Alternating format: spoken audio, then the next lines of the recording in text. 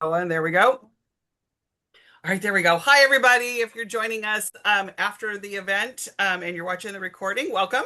I'm Julie Savinsky. I was just telling Aimie and Eliza, former director of events, and I'm not trying to be like a windblown like supermodel. Supermodel, do you love You that? got yes, you got the supermodel. I got the hair going. We live in I live in Carlsbad, California. We need air conditioning maybe 2 weeks out of the year, this being one of those weeks. So I have a fan that's literally blowing on me. So that's what's happening here. But I was telling Eliza and Aimie in the green room that I can't say I'm the director of events at Warwick's anymore because I'm actually the former director of events at Warwick's. We have a new director. I stepped aside this summer. As you see the gray hair, I kind of decided it's time to go into semi-retirement. Yeah. But I'm not going away. You'll probably get tired of seeing me on here because we're going to lean in really hard to virtual events because love doing them. And Aimie and Eliza, I've lost count on how many times we've hosted you both. I just love having you Oh my both come gosh, in. every Yeah, book for me since the School for German Brides at least. Yep. At least. and it's been many years for me too, and I've also been, an interviewer of other authors, so I just Right. really Yeah.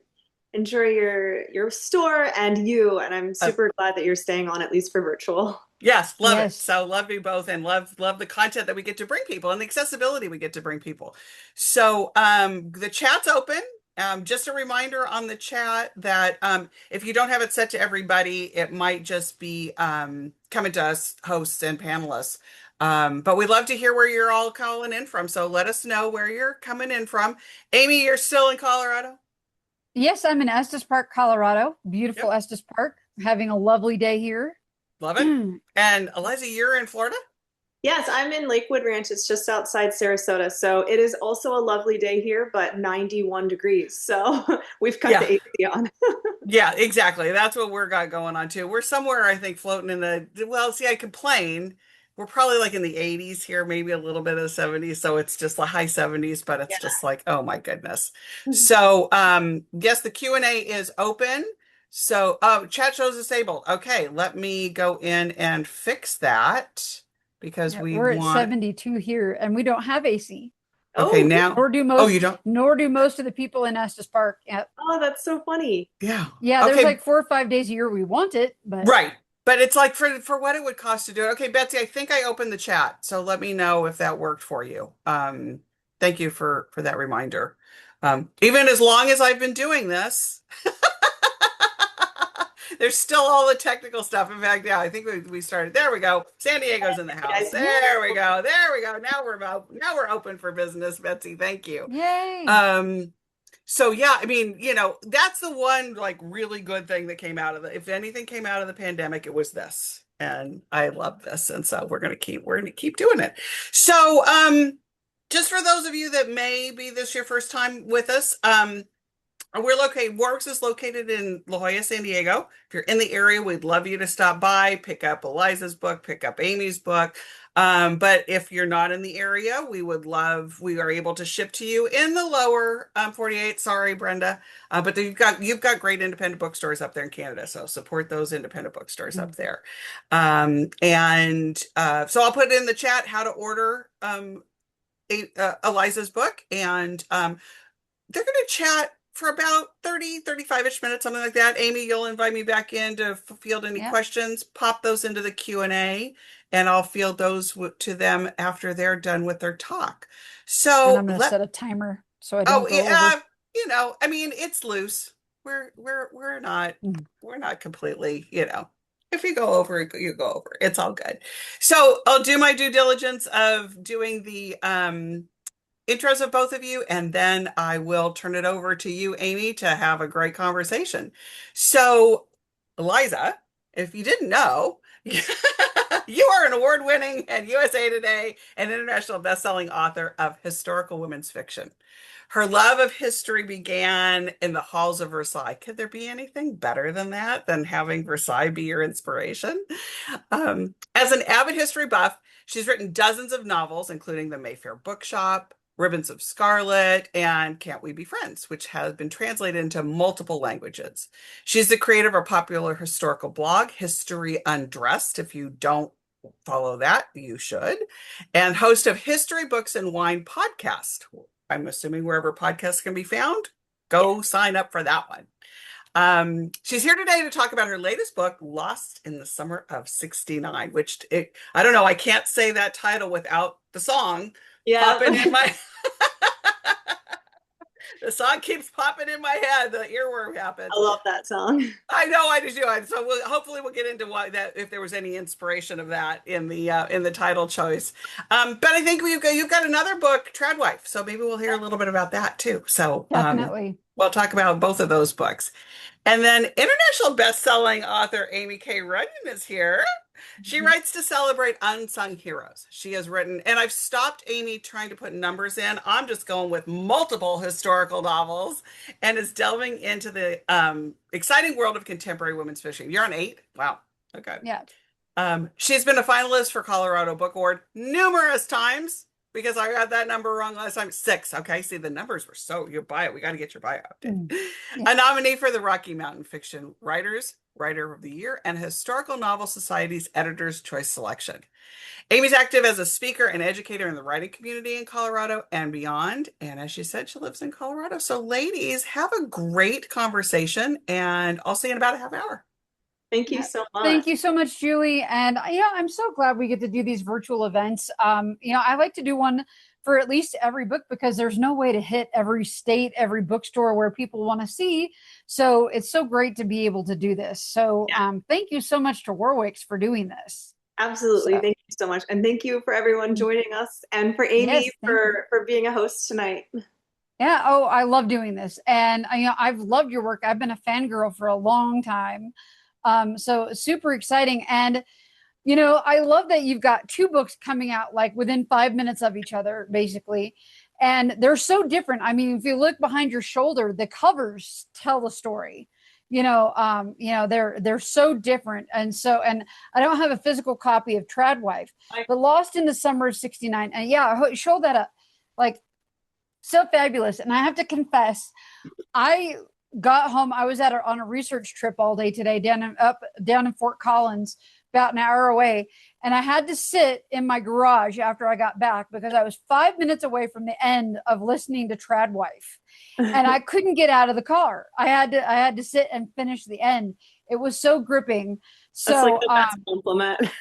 Yeah, exactly. So I was just like, thankfully I kept the garage door open, but the car on, had to get the last 5 minutes in, and it was so riveting. It was one of those books where I don't know, like, are you much of an audiobook person? Yes, I love audio.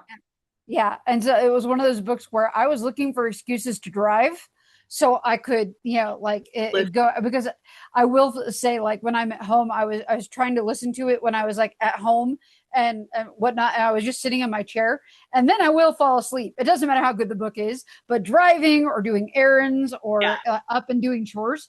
So great. So great. So I'm going to plug the audiobook for those of you like Libro.fm, great place. And we'll get to TRADWIFE. But first of all, let's talk about Lost in the Summer of '69, which has the most glorious cover. Tell us a bit about the book. Thank you so much. So Lost in the Summer of '69 surprisingly takes place in the summer of 1969. It has 3 heroines. They're a grandmother, a mother, and a daughter. So it's a generational family story. And the book starts out with the grandmother who has recently been diagnosed with dementia.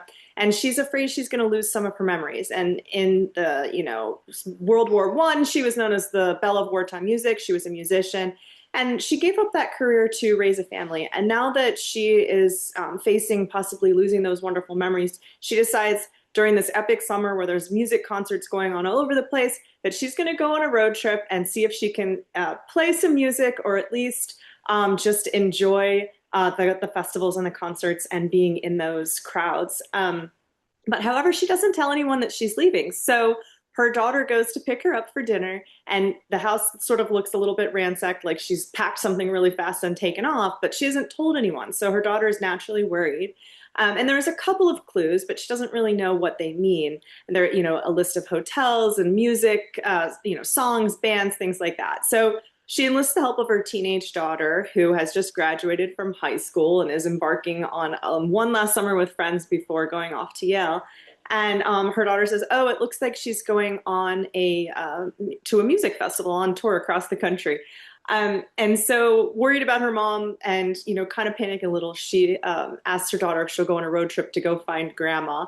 And as they go, there's a lot of bonding and heartwarming experiences as they're kind of like one step behind grandma as she takes the stage and the summer by storm. Excellent. So, what was the inspiration behind this book? What drove you to write it?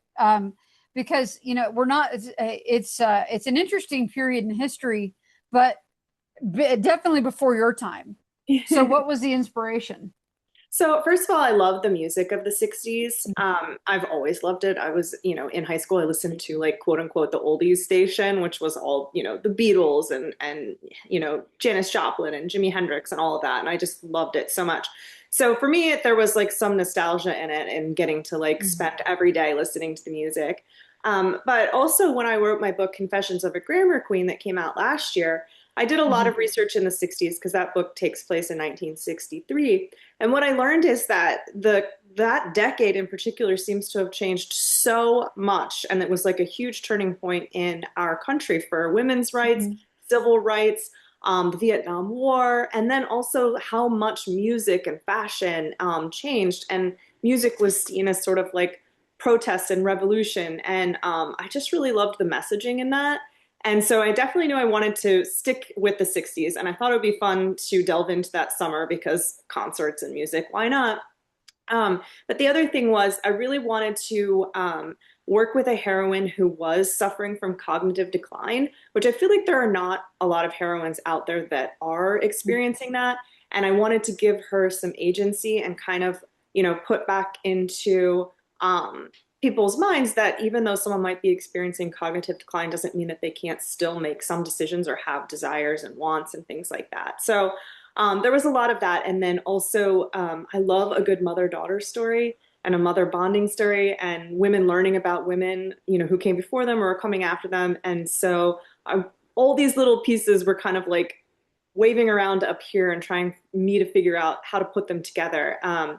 And that's what became of Lost in the Summer of '69.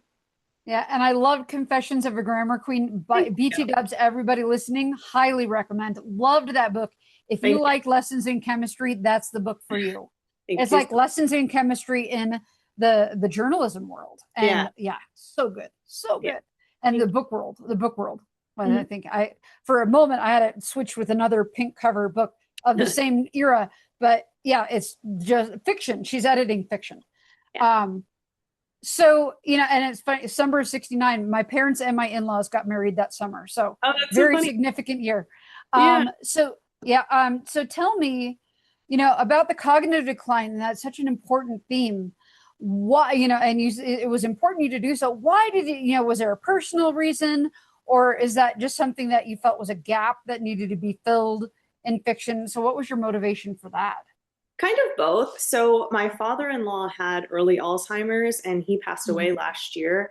And so, learning about it with the family and, helping him and helping everyone else in the family go through that was a really poignant experience, I feel like. And it found that like it touches everyone. I don't know anyone who hasn't either had someone that was a friend or a family member experiencing it or maybe experiencing it themselves.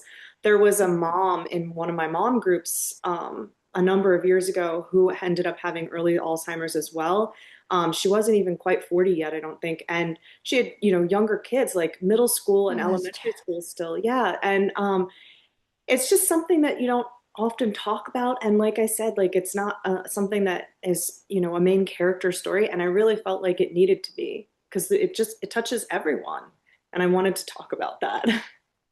Yeah, I think it's so important to touch on. It's kind of one of the new taboo, isn't it? I mean, we can talk about sex and violence and all that sort of thing, but death and, even more, and those kind of, that's what's become uncomfortable. And so I think, bravo for doing that. So what kind of research did that entail? Or were you able to just draw on enough from personal experience, or did you interview doctors or? So a number of things. One, definitely interviewed some doctors, read a lot of articles and firsthand experiences. There's a really great memoir. I'm looking to see if I have it on my desk. I don't see it here, but the name of it is in the back of the book. Um, but it, oh wait, here it is. Okay. It's called Memory's Last Breath. Oh, And lovely. it's a journalist who was diagnosed with early dementia. And it's her subtitle is Field Notes on My Dementia. And basically, as soon as she found out, she started taking notes every single day, writing in a journal about her experiences, memories that she's gotten, things that are falling apart. And it, from front to back, it was such a moving account of her experience. And so getting to see inside the mind of someone who was having cognitive decline and early, Alzheimer's and dementia, it was really, really a very good book. And that did help me frame some of the story. Yeah, that's really moving. Yeah, yeah, it calls to mind a bit like Flowers for Algernon with Yeah, his, yeah, that's I love that book. really moving. So about the music aspect, I mean, you've always been a fan. And it's kind of sad that the music from our high school is now on the oldie station. I know, isn't that Um, funny? yeah, it all comes full circle. Time keeps marching. So, what were some of the songs that really inspired you, or that really drove the book? I mean, and talk a bit about the title too. Sure. So obviously, Bryan Adams' song Summer of '69 is not from the '60s, but it is about the '60s. And I absolutely love that song. So that was definitely a huge inspiration. Mm-hmm. Janis Joplin's Piece of My Heart, Jimi Hendrix, Foxy Lady, Purple Mm-hmm. Haze, um, so many different songs. And there is a playlist that I made on Spotify, and it's the title of the book and the cover of the book if you want to look for it. And it's got Mm-hmm. all the, songs that are included in the book. But one thing I really also had fun doing was in the different chapters, when I would talk about a song, it sort of matched the theme of the chapter and the mood of the characters. So the Love characters were that. like, living through the music. And that was really fun to kind of weave that in. I really enjoyed that. Yeah, and the because you're coming from a place of historical fiction, though it doesn't. It seems like so recent comparatively, but it Oh, really is. goodness. So much time has passed. Why do you think it is that the '60s were so transformative? I think just the way that we were changing as a country, women in the 60s, we got the Equal Pay Act in 1963, where we're, something we're still suffering with, trying to get paid equally. But there's, all of those movements, and then the civil rights movements, and the protesting of Vietnam War. There was just so much transforming that our country during the 60s, during that short period of time. And then in the 70s, it really was a turning point. So, by Mhm. 1974, women were able to get bank accounts, all of that stuff. So I feel like it, it's almost like it was a huge turning point during the 60s that we're still like working towards. Like the last 60 years after that are truncated into like And that. trying not to turn the clock backward. Exactly, exactly. Yeah. And there was a, Yeah. huge sexual revolution during that time period too, and people actually felt, I think, more empowered to say things. Um, Hmm. yeah. Yeah, and I think I have had this discussion with my husband, who's a historian, and if it weren't for the post-war kind of prosperity Yeah. and high taxes on corporate and that sort of thing, is what led to the changes and the opportunity for change from the 1950s. Because we think of the 1950s as being a bit backward culturally, but it was this prosperity of that decade that led to the attitude or the climate that was ripe for change. So Yeah. I think that it's so fascinating to delve into that. So and this is the era of our parents, really, and their heyday. Did you get to talk to them a lot about their experiences, or were Yeah. they little? Yeah. So my Yeah. dad, he loves the music of the 60s, and he Mhm. remembers he didn't get to go to any of the concerts. He was only, I Mhm. think, like 13 maybe or something at the time. Mhm. And I remember he was saying he was so jealous of not being able to go, and he wanted to go so bad.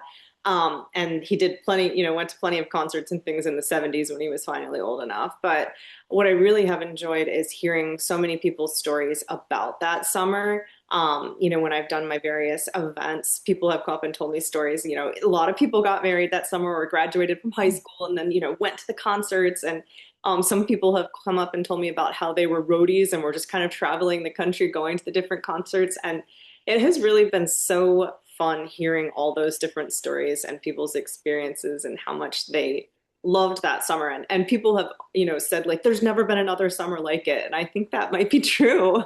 It's true. I mean, I think about this summer and it seems like they just breeze past and Yeah, it's just, yeah, it's, gone.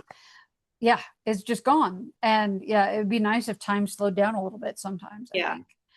So, what do you think? Like, because I want to make sure we've got time to talk about TRADWIFE that I'm vaguely obsessed with. What would be the takeaway from that you would want readers to take from Lost in the Summer of '69, and your overall message and theme? So in each of the women's stories, they're changing Mm. who they are. They each kind of are giving themselves an encore. And one of the big messages, like that, no matter your age, you are ripe for change. If that's what you want, you can do whatever you want. So Eleanor is going back in time to revisit her musical aspirations. Leanne is a housewife. She is very strict on societal roles. And she sort of comes undone that summer and realizes that she's not happy living that way and that she Mm. wants to be someone different and that she wants to change and she wants her marriage to change. And Nora, who is about to go off to college, is feeling a lot of responsibility being one of the first female students to matriculate at Yale. And she Mhm. thinks, I've been given this opportunity and I need to, have a career that is going to, make money, be responsible, not necessarily something I love. And she sort of learns that, what, maybe it is important to do something you love. There's a saying going around right now, don't love your job, job your love. And I love that saying so much because, I mean, that's what you and I do, right? Like, Oh we love yeah, our jobs, but like our job is our love. Like, I'm obsessed with it. I don't feel like I'm working when I'm writing. Like, it just feels like I get to, you know, live my love every day. exactly. I mean, I drove down to Fort Collins and got to research chocolate today. That's So so I know, right? I went to a bean to bar chocolate factory that's today, amazing. got to see the whole process. It was, yeah, That I'm sounds still like awesome. buzzing. Yeah, like my brain just buzzing. Yeah. And that is so much. I mean, especially dealing with the historical aspect, it really is, getting to play with your made up friends all day long. Yeah. It's crazy. Yeah. Chatting Um, here with the people in my head. yeah, exactly, exactly. And I used to be like in my last house, I worked in the basement and it was literally a padded room. So that would have surprised nobody from my past that I'm sitting in a room, a padded room, talking with my imaginary friends. It's And perfect. I'm completely comfortable with that. Um, so before we switch gears to Tradwife, were there any like movies or books or general movies or books about the 1960s that you think were that helped inform you, or anything that you would recommend to the audience? That Yeah, oh, Yeah. absolutely. So there's one documentary that I loved, and I watched it a couple of times, and it's called The Making of Led Zeppelin. And it was amazing because you got to see the formation of a band from start to finish and the making of their music and how they went from, being like some guys basically playing in a garage to, this huge famous band that went from the UK to the US. And the other fun part of that documentary too was watching how the people reacted to the music and Mhm. and seeing how their clothing and dance style changed over those couple of years that Led Zeppelin was becoming this big band. So I highly recommend that one. There's also a really good book that I read called The Road to Woodstock, and it's Nice. awesome just about like the making of that legendary festival and everything that went into that, which is, I mean, it was a hugely epic festival. They did not expect to have 500,000 people there, and I feel like No. it had to have been just like mind blowing. Yeah, it's kind of a once in a lifetime thing, once in 100 years phenomenon. Yeah, yeah, Yeah. So yeah, it's just I love hearing the stories about Woodstock, and so cool. it's funny because my parents and my in-laws, who both got married that year, my in-laws in the summer of '69, my parents in the fall of '69, and they were not the types to have gone, but they loved the music. Yeah, Yeah, it's so funny, so that's funny. awesome. Yeah. All right, so moving on to a very, very different book and your alter ego, Michelle Brandon, TRADWIFE. Tell us a bit about TRADWIFE. So, Tradwife is a contemporary revenge thriller novel. There are three points of view in the novel, modern tradwives, if you will. One is an ex-Broadway star, and she wholeheartedly accepts the tradwife life. She loves taking care of her family. She loves her husband being the patriarch. She has a homestead and all of this stuff. But at the same time, she is also an influencer. She is a tradwife influencer. So even though she's sort of perpetuating this lifestyle online, she's also, making a lot of money doing it. And she is also secretly suffering from postpartum depression, which her husband does not believe is a real disease. So she's suffering in silence. The second woman in the book is an ex-trad wife. So she grew up in the lifestyle. She married right out of high school. She's not well educated. She's never worked. And now she's divorced. And so she's sort of been ostracized by her community. And she is, on uneven footing, trying to figure out how to work, to pay bills, and take care of her kids. And meanwhile, dealing with a semi-abusive ex-husband. And she is spreading a message to other women that it's dangerous to not be educated, to not be able to take care of yourself if something happens. And then the third trad wife is the most perfect trad wife. She dresses beautifully. She makes the best sourdough bread. She has the best parties. She's married to the mayor. She also is very dark on the inside, and she is out for revenge. And the story opens with a body on the beach, and you kind of have to figure out throughout who that body might be. Yes, and yeah, it was fascinating. Like I said, I invented reasons to go out and drive to get through this book, and just absolutely loved it. So, what was the inspiration behind this one? I mean, obviously, we had a huge trad wife book out this year, yesteryear, and it's very different from that book.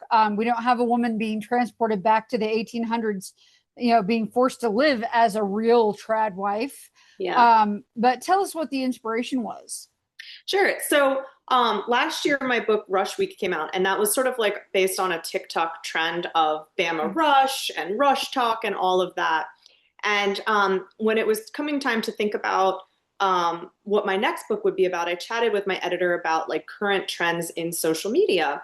And one of the things that was becoming really hugely popular a couple years ago when I had this conversation with her was like this trad wife lifestyle. People were on social media either promoting the lifestyle or making satire about the lifestyle. Think about like Ballerina Farmer, Nara Smith, women like that. And at the same time, there was also a show being discussed coming out called the Secret Lives of Mormon Wives. I think now there's 2 episodes, but when I started writing the book, there were no episodes out yet. So I was really, really looking forward to that because that also was perpetuating sort of like this trad wife talk. And so that was like really the inspiration was people's sort of frenzied obsession with the trad wife lifestyle, but also the fact that these women are perpetuating this like patriarchal society where you need to stay home, be subservient to your husband, you're just taking care of the family, you don't work. And then the fact that that's so hypocritical because they're actually a lot of times the breadwinners in their families, making money on social media as influencers and then CEOs of companies that they're selling their products to people. So I found that whole like juxtaposition of like be home, be subservient, but at the same time, I'm actually like a breadwinner of my family to be very controversial. And I wanted to kind of dive into that. Yeah, because they're entrepreneurs. Right. They're absolutely entrepreneurs. Yeah. For the most part, and I find it, I found the whole thing fascinating, and I actually haven't followed that much trad wife content. I mean, despite the fact that I'm like Susie Homemaker in half my life, but that's a choice, and I'm not perpetuating that on social media. So did you model the characters after any actual influencers or take anything from that? Yeah, so a lot of them. There's so many of them to choose from. So a lot of like little pieces from each person to create my heroines. Jennifer, who is the ex-trad wife, is based off of a couple of women who got out of the trad wife lifestyle and actually were sharing messaging about like the dangers of being in that lifestyle.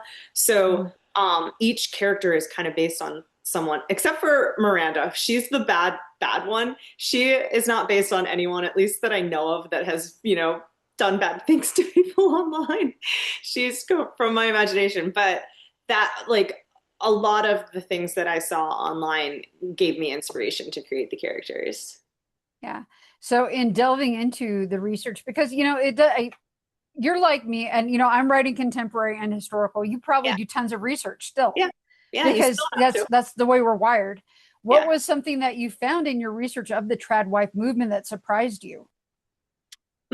I think one of the things, well, I'm always surprised when women feel subservient to like their husbands and that their husband is like all knowing and like he makes all of the decisions and like all the money decisions. Like that always really bothers me. And I guess I was just really surprised about how many women agree with that.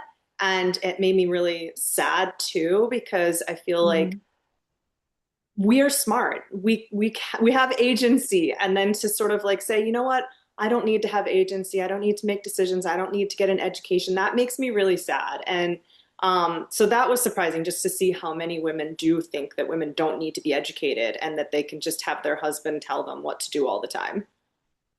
Yeah, I mean, it'd be fun for about a week to not have to make any decisions, but I mean, other than what's for dinner. But that isn't that exhausting, like carrying the mental load of the family. Yeah. Yeah, it really is. So, I mean, in addition, I'm sure you watched a lot of the content. Was there anything else you did for research? Like A lot of, you know, reaching out watching, to mommy yeah. bloggers or I didn't reach out to anyone because I don't like anyone's like personal opinions to influence what I'm doing, but I did listen to a ton of podcasts. I watched a lot of content. I did watch the first season of The Mormon Wives. Um, and then I just let my brain take over and go from there. Yeah. And so what was the driving force behind turning it into a thriller, or was it always going to be a thriller?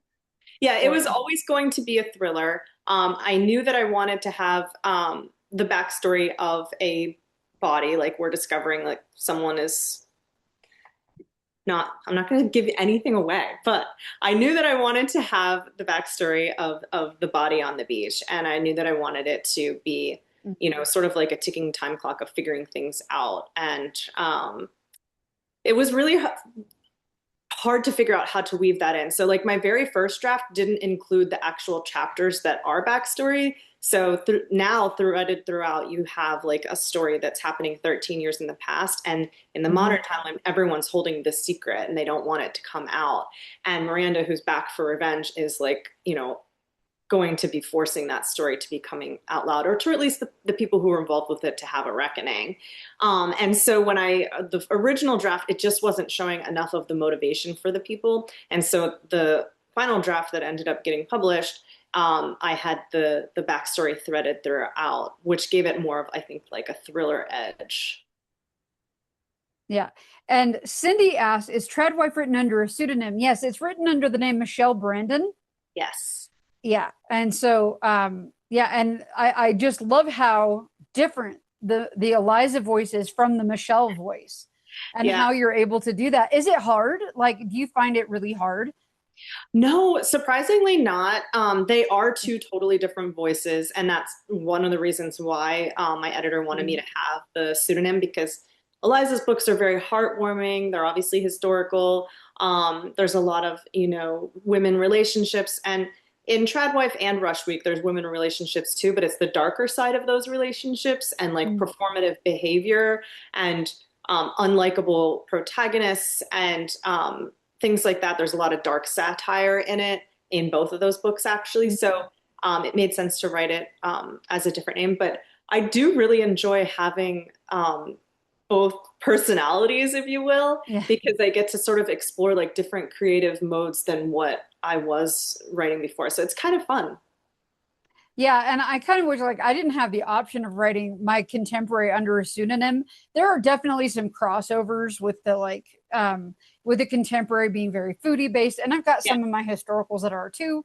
But yeah, it's I love how disparate. And so you don't have because they came out so close together. Were you writing both simultaneously, or did you have one written before you wrote the other?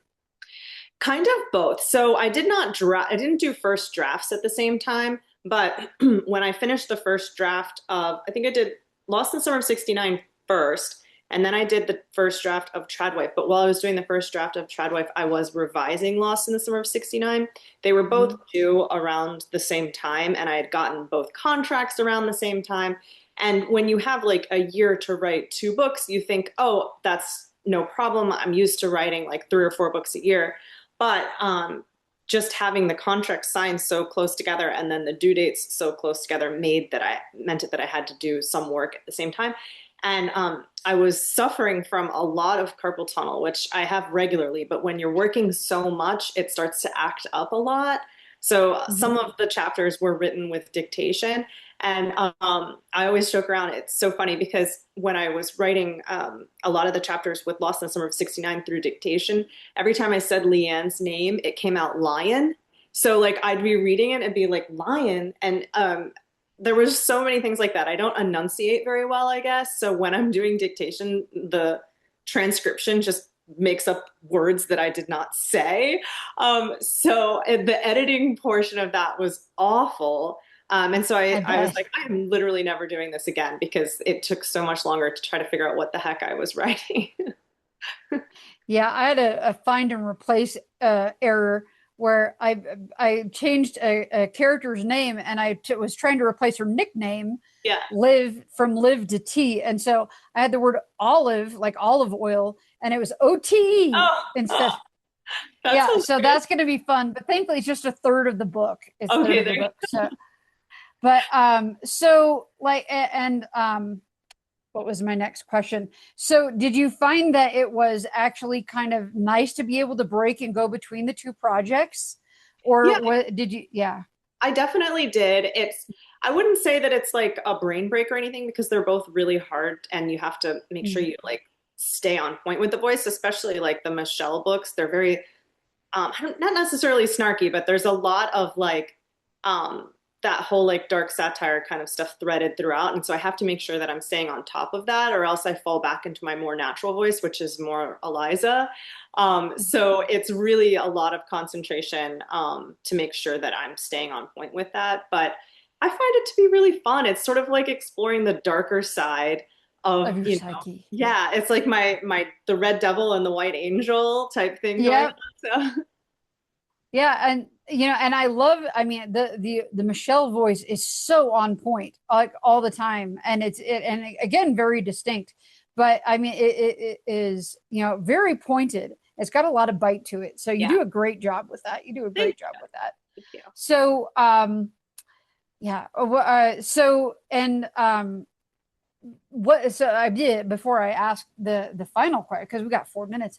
Um, as far as tradwife is concerned, was there any like message aside from the dangers of tradwifism that you were trying to get across in addition to that, or Yeah, um, I think yeah, a lot of the messaging is about like performative behavior, how people can, portray one thing, but that's not really who they are. It's sort of like they want people to believe one thing, but it's not true. And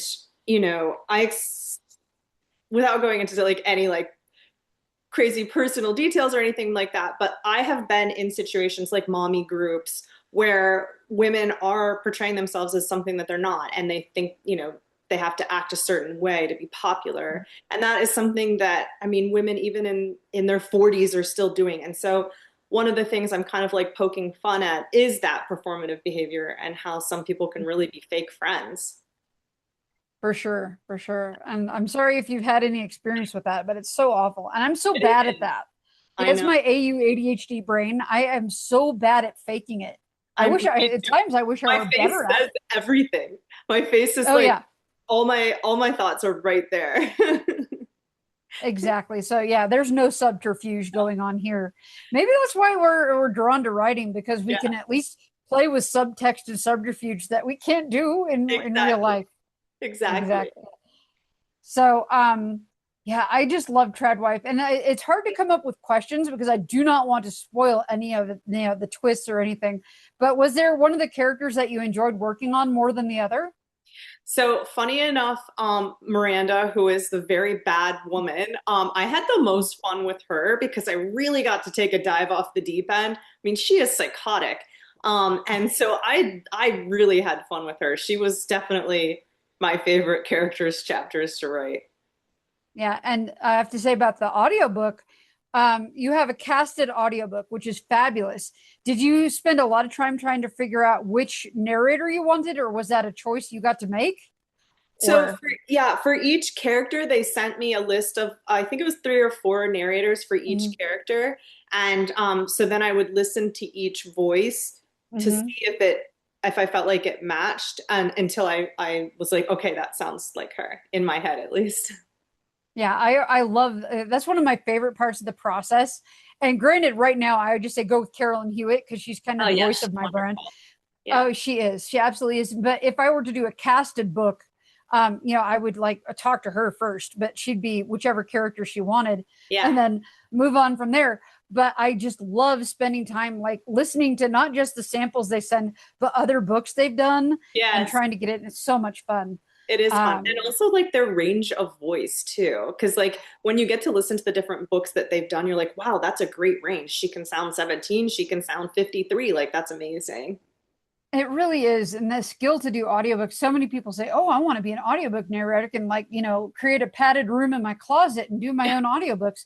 And it's so hard. Yeah, like you It's really so do hard. get like an actor. Like you have to have like Mhm. voice acting and um Mhm. I could never do it. All of my books would sound the same. Yeah, it's so hard. I mean, I can do some voice. I remember reading like, the Harry Potter books aloud to my kids and trying to do all the voices, but being consistent Yeah. and doing it without, without stopping and all the pickups they have to do. It's just, yeah, I've had so much fun learning about that aspect of the business because it is a growing, Yeah. it's so wonderful that there's an aspect of this business that's growing. And I think It, audiobooks are so wonderful. I And love again, plugging for Libro.fm, you can select your favorite independent bookstore, and they can get part of the proceeds from your books, yeah, it's amazing. including Warwick's, which is wonderful. And so, my last question for you, now that the 35-minute bell just went off, is what is next for Eliza and Michelle? What are you working on? So it hasn't been announced yet, but I don't mind sharing. Next fall, so not the fall we're about to have, but fall of 27, I have a book coming out under Eliza. It's called Under a Grecian Sun. That's the tentative title right now, and I hope they keep it because I love it. And it is a women's fiction novel about a woman whose life in Florida is basically imploding. She had built up a brewing company. She was married, but now the company has been bought out by her ex-husband. All of her friends have sided with her ex-husbands, so she's sort of feeling adrift. And at the same time, she gets a note from a woman in Greece saying that her estranged mother, who she hasn't seen since she was a toddler, had passed and left her a villa and a dog. And so, since her life is sort of imploded, she's like, you know what? I'm going to have my eat, pray, love moment. I'm going to Greece. I'm going to take care of the villa, see what's going on with the dog. And while she's there, she meets a host of amazing, fun characters. She learns a lot about herself, but she also learns a lot about her past. So the interchanging chapters take place in about the 1980s, late 80s, and it Nice. is her mother's story. And it's written epistolary, so they're letters, but they're more like second person chapters. So it's a narrative letters where she's figuring out what happened, and it seems like the life she grew up thinking was her past is actually not true. So there's some family secrets that are uncovered. Very excited about that. And Very then, exciting. yes, next for Michelle, I can't give you really anything other than to say there is a idea in the works. It has to do with catfishing, and I'm very excited about it. Yay. That's Yeah. so exciting. So, and did you get to go to Greece? I did, yes. Last summer we went to Greece, and all the places that I visited, I dragged my family to a bunch of stuff for research for the book. So it was amazing. I have a lot of really cool pictures that I'll be sharing as well. Oh, that's so exciting. I can't wait. Thank you. I love it. Great conversation as always. Thank you, Thank you Aimie. so much. Thank Excellent you. job. Yes, Yeah. so fun. Always have it. So, Eliza, which brings up, okay, the pictures that you have. So, do you have a website that you share like backstory and stuff of some of your books? Is that what you do usually, or? So I do have a website, but mostly I share pictures like that on my Instagram Okay. page, so at Eliza Knight Fiction, and then also in my newsletter, I share a lot of stuff there as well. Yeah, I always tell people sign up for authors newsletters. Yeah. Aimie, you have Please. one too. You have one too, Yep, Aimie? Yeah. amykrunyon.com, and you just fill in the Right there. pop-up. Yeah. Because they like even for our newsletter for the store, and if you're liking these virtual events, sign up for our newsletter because we'll keep letting you know when they're coming. Um, because social media now, you never know who you're seeing and when Yeah, it's going to pop up. And, it's so so true. hard to like stay on top of stuff where you Yeah. get that newsletter just, once every so often in your inbox and you're caught up with everything. So sign up for authors newsletters. And They're read my them. thing. Click on them and And, read them. and read them. There's good We stuff spend and there's lots good of time stuff on in that, there. putting goodies and fun facts and pictures Yeah. and things there. Pictures And of my cat. yeah, Yes. that's the most important part, right? But Aimie, I loved how you brought out the two personalities that you get to write with Eliza. That has to be so much fun. It is a lot of fun. I really have enjoyed it so much the last Oh, couple of years. So, oh yeah. And I mean, one of the lines you said earlier just cracked me up was that Miranda back for revenge. It's just like, yep. Rivet. oh, what a great character. Oh, she is psychotic. I had a lot of fun with her. Oh, Yeah. well, Oh, and the I'm whole like, what yeah. is this? I like from the get-go, I'm like, what is this woman up to? She is up to no good, but She is up to yeah. no good. Oh, I love it. Love it, love it, love it. And the new one from about catfishing. That's I'm going to like, be some interesting research that you're yeah. going to have on that one. Oh yeah, it Yeah. already has been interesting. Oh, I bet. I bet it's super interesting. But let's get back to Lost in the Summer of '69 to kind of circle it back to that. I don't think there's another decade out there that so encapsulates what the '60s were. You know what I mean? And specifically, I mean, because you go from, to your point, Aimie, you go from the early '60s was one thing, from the '50s, it was kind of this like layover thing. And so what the early '60s were to what '69 became is they're so, in those 10 years, is so vastly different. It really is because you can't imagine any of like the 1950s women going to like a sock hop suddenly like flower children and Being in Woodstock. right? Burning their It's bras. so different. Right. Yeah, exactly. It's just Yeah. so different. It's so, but It's I don't kind think of there's like another decade that's like that because the '70s was just like Yeah. it was '69 on steroids was the Right. '70s. Yeah. And then you go right into the 80s, which was like punk rock, like so Right. funny. So the crazy, giant but like hair. yeah, Yeah. that the '60s were Bangs. so crazy. And so when you think about the how vast and how changed that decade was, it was a Really crazy is. decade. Yeah. Well, the Yeah. transition from the 50s to the 60s is kind of like in The Wizard of Oz when it goes into Technicolor. Right. Uh-huh. Black Right. and white to In Technicolor. like 1960s, well, with the advent of LSD, although LSD was Yeah. but it's like there's that Technicolor coming at you. Yep. Exactly. Yeah, but it really does feel like that. And it's kind of like you think about TV from the 50s being in black and white to the color TV of the 60s. Mhm. And, it's just kind of taking away a layer of artificiality Yeah. that is, yeah. But I do love, and I think you brought up the point too of the topic that you tackled with the dementia, and that it is kind of that taboo topic ish because people are so afraid of it and so Yeah. afraid of it happening to them or to somebody that they love. I'm trying to think. There's a new book coming out this fall. It's a nonfiction book that tackles a subject. Who was the one that wrote about schizophrenia? And I can't think of the title of it off the top of my head, but it was a really popular book, popular nonfiction book. And I'll next time we're all on here together, I'll let me know. remember. I'll Yeah. remember. But it's And a of new course, there was book. still Alice, which is, Still Alice's one, yeah. But Yeah. this is a and I can't remember. Something Road was the title of the one that he wrote about bipolar disorder and schizophrenia. And his new one does tackle this family who suffers from dementia and Alzheimer's. And so it's very timely topic that I think all of us have to embrace as we Yeah. go through this. But back to your mom, okay, and then we'll close up here. But I wanted to make also a comment about the mommy groups. Okay, I'm a lot older than you all are. And mommies were still Hidden Valley Road. Thank you, Betsy. Hidden Valley Oh, Road is yay. the name. Thank you. Yes. So he has a new book coming out. The author of Hidden Valley Road has a new book coming out about dementia that is getting lots of buzz. A nonfiction book. But back to you talking about the mommy groups, and I'm like I said, a lot older than you all are. Um, they were faking it back then too. It's like Oh I don't yeah. know what it is about mommy groups and It's about so how weird. it's so weird. It's So so weird. weird. It's such a weird phenomenon. It is. This competition weird thing. Yes. Like, Yeah, can It's we like all just be friends? We're all like going through similar things. Like, let's just right, support each other and be nice. there's so right. much judgment, cloth Yeah. diaper, Oh, versus disposables, Yes. and whether Yes. you give your kid Gerber or make your right. own baby Oh food, my God. breastfeed, bottle feed, all Yeah. of it is so It ridiculous. was so crazy. And then I don't know how old your children are, but then you're going to get into this whole thing with when they start going off to college. And then all of the weird things that come out of the parents, like, oh, my kid's going to, it's like, oh, no, they're not. Because I Yeah. know what kind of student your kid is, and they're not going to Brown. Okay. Yeah. Just saying.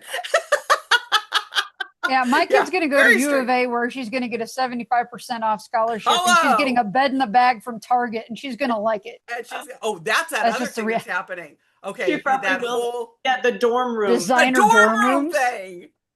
That's You do not, insane. yeah, you don't have to do all that crazy stuff. My daughter, my oldest daughter's graduated. She never really decorated her dorm at all. She's not really that type of person. But Right. our middle daughter is in college, and her room, she decorates it very beautifully, and it's all stuff that she's either made Ooh. herself. Like, she's really into crafts, so she's made some wonderful frames and like painting things that she's put on the walls.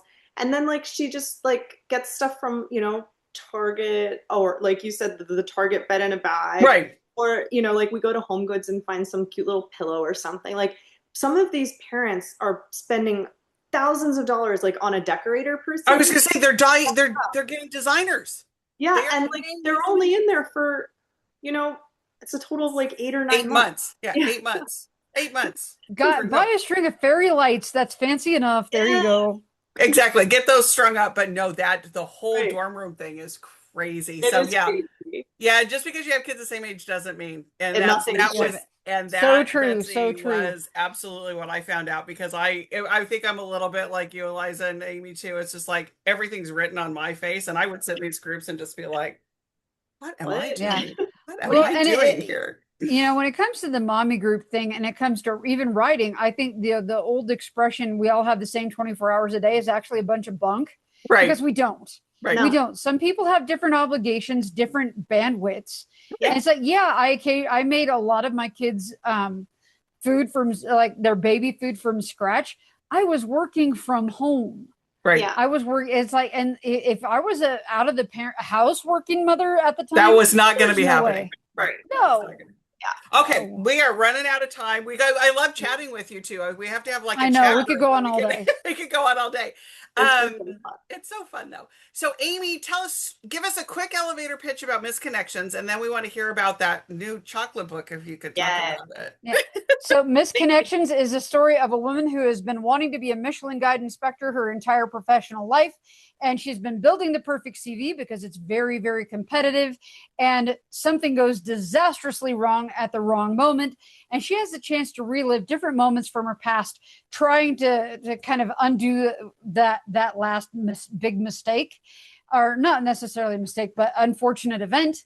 And she learns a lot about herself, and you get to experience, the glamorous world of haute cuisine and the dirty underground, like the bear, but with the chance, the big what if question: what if I could redo these moments in my life? Kind of like the Midnight Library. Mm. And then next year, the book coming out is actually called The Perfect Vintage. It is a book about a scandal in the sommelier world and her getting to go to France and basically rebuild her career from scratch after she's accused of cheating, like along with like 25 other people at the Master Sommelier exam. Is an actual thing that happened based on true events. But she's lumped in with the people that cheated. And even though she didn't, she has to rebuild her career. Ooh. And wackiness ensues. Get to revisit the bakery from a bakery in Paris. I love it. Yeah. Awesome. And So I we am got some working good. on a chocolate book that I'm Oh, pitching so the chocolate that book's is, different than the small. Okay. All right. yes, 3 different timelines spanning from the Spanish Inquisition up to today. And it's Ooh, fun. that sounds super fun. Yeah, the Spanish Inquisition. Boy, I love that's it. a topic there too. Yeah. And AimieKRunyan.com is where Yeah, to dot find com, all your good stuff. amykrunyon.com. I'm on Facebook and Instagram primarily, Threads, Okay. occasionally TikTok. Yeah. And Yeah. Eliza, your website is ElizaKnight.com or MichelleBrandon.com, but they're both linked, so you can get to me from either one. And my social media links are on there as well. awesome. Can't wait. Can't wait for the new books too. And everybody grab these too. If I always say, if you want to support an author, the best way that you can do it is buy their book. Yeah. Yeah, And give it to a please. friend. Buy their book, give it to a friend. It's the best way Yeah. to support an author. But I wanted really quick, what I forgot to ask, Eliza, are both of your pseudonym and your name, are you with the same publisher for both of you? No. Okay. Well, technically, yes. My Michelle books are published by Avon, which is HarperCollins, and I Okay. had some Eliza books with William Morrow, which is HarperCollins. Got it. But Lost in Summer of '69 is with Source Books. So Got it. yeah, Okay. Okay. Because As working was with Grammar two different Queen. editors and things, that has to just yeah. be like, whew, There's a crazy lot time. of wrangling. Yeah, I imagine. Well, thank you both, and thanks everybody for coming in and Thank you so listening. much. And we will see both of you. Well, we'll see hopefully you both of you again as interviewers, and then we'll see you next year with your new Yes, books. absolutely. Absolutely. All Thank right. you. Bye, Bye everybody. bye.